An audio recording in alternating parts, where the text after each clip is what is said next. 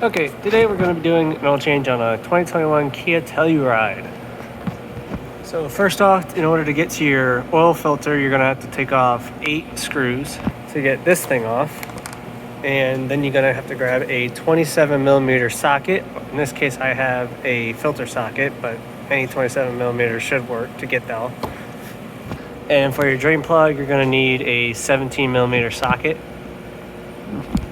All right, once you have that draining, you can get your cartridge filter off, and you're going to want to grab something like this, a small pick or something that can get in underneath there to get the O-ring off there, which will look like this. Now, I don't know what the oil filter is for Pennzoil, but this is what it is for STP, so you can screenshot that and look for that.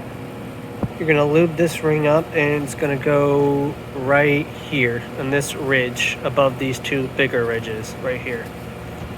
Now you're going to take your actual filter and pop that in there and screw it back on into the hole.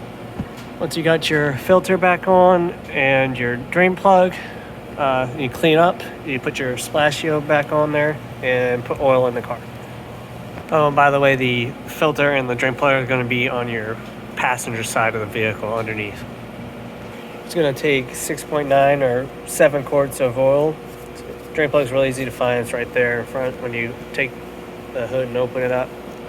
Okay, now if you want to go and reset your oil light, you're going to go hit your push start button twice to go into accessory mode.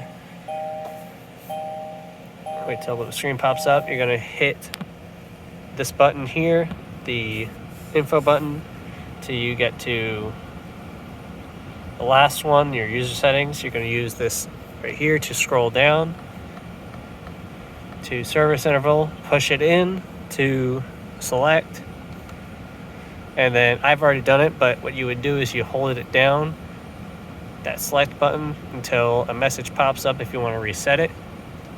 You hit it again to reset it, and that's it. Hope this is helpful.